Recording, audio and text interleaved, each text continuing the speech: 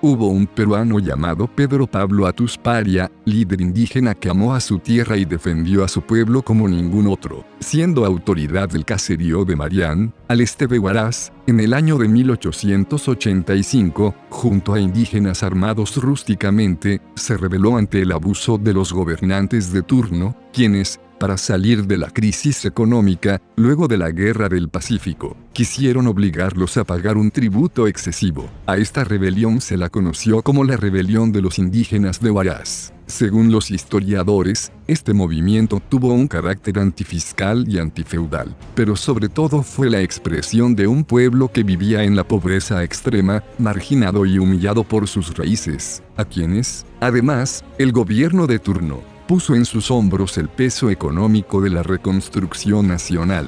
Pues bien, el tiempo ha pasado en Ancash, y con él, la opresión contra la economía del pueblo ha mutado. Ahora la opresión se mezcla con la corrupción para formar un cáncer que corroe el tejido social, político y económico del pueblo. Los portadores de este mal, generalmente, son los funcionarios públicos y autoridades electas, quienes utilizan el dinero del gobierno regional de Ancash para usufructo personal, dejando en los hombros del pueblo, como en el pasado, el peso económico y social de su mal actuar. Y así, como en otras ocasiones de la historia, nuestra sociedad tiene que escoger un camino u otro, o seguir en la resignación, o emprender una lucha para frenar la opresión, cualquiera sea su forma o mutación. Siendo conscientes de nuestra realidad, no podríamos elegir la resignación. Para los psicólogos, la resignación es como cualquier droga que duerme a la gente, duerme su conciencia y la aleja de la realidad. La resignación es producto de muchas causas, como ese discurso entonado por un político corrupto que inyecta en la mente colectiva que los funcionarios que tienen denuncias penales, pero aún no tienen sentencia, tienen derecho a trabajar. Cruel ironía de la vida, pues sabiendo que algo ocultan, los individuos se resignan a convivir con lo impuesto. Nadie piensa donde todos lucran, nadie sueña donde todos tragan. La resignación es la droga que consumen aquellas personas que, siendo testigos de actos de corrupción, callan y disimulan. La resignación es la venda que cubre los ojos de un pueblo que se da cuenta, además, o no se da cuenta porque no le gusta o no quiere verlo, o no dejan verlo, que están yendo hacia atrás. Para mí, la resignación es la culpabilidad del propio individuo preso de la filosofía calvinista, hija del protestantismo popular en nuestra región.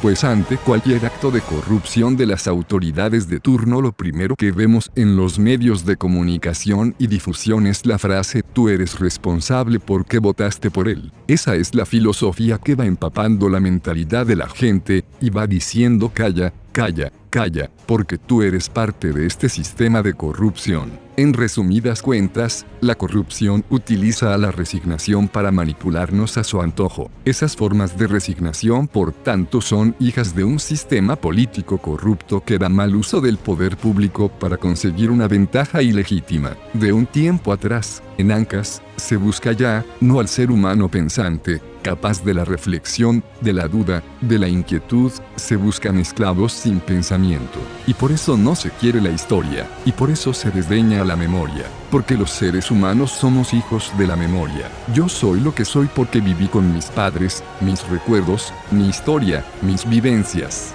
Yo soy la actualización de todo un pasado que está vivo. Si me quitan la memoria, soy un zombie, un muerto viviente. Y queremos pueblos de muertos vivientes, que se estimulen por el último partido de la alianza, que digan en las calles, incluso en las redes sociales, y en los lugares donde habría de debatirse de los problemas regionales, se cuenten chistes de la vida privada, o se utilicen trolls para difamar a los opositores, para olvidar la tremenda realidad regional. Yo creo que no. Los corruptos quieren sedar el pensamiento, aniquilar el espíritu crítico, y por tanto fomentar la resignación. Sin embargo, aún queda una salida: la rebeldía. Pero la rebeldía no es un gesto altisonante, no es un grito, no es un insulto, no es una pedrada, no es una mala contestación. La rebeldía es un término mucho más profundo. La rebeldía es un grito de la inteligencia y la voluntad, y junto a la rebeldía la libertad. Pero hablar de libertad es algo muy grande. porque libertad es asumir que se tiene la conciencia libre, que no es lo mismo que libertad de conciencia. La conciencia libre significa que yo puedo decidir si yo tengo todos los elementos para formular mi decisión, y una vez que tenga todas mis necesidades más elementales satisfechas, puedo empezar a pensar para ser un hombre libre, y junto a la libertad que impere el derecho, que no haya distinciones. Nosotros los luchadores sociales no queremos gente dormida, drogada. Queremos gente que inquieta. Venimos a perturbar, a agitar cerebros, a mover conciencias. Existimos en la medida en que movilicemos el pensamiento colectivo. Levántate y piensa que la rebeldía ante este sistema corrupto de mierda que vivimos en el departamento de Ancash es necesaria. Quizá por ahora sea lo más revolucionario que podemos hacer. Rebeldía que por tanto significa pensar, hacer pensar y reflexionar. Por eso, hago un llamado a todos ustedes mis hermanos ancasinos, porque nuestra región necesita unidad, pero no para repartirse sillones, sino para hacer programas de transformación. Nosotros debemos preguntarnos, ¿qué hacemos en el pueblo? ¿Qué hacemos en la comunidad? Alianzas entre gentes que coinciden, básicamente, parece ser por lo menos teóricamente, en que quieren cambiar a nuestra región. Pongámonos de acuerdo en que podemos cambiar ahora, pero cambiar a un corrupto por otro, eso ya no es correcto, eso lo hacen los otros, desde tiempo inmemorial.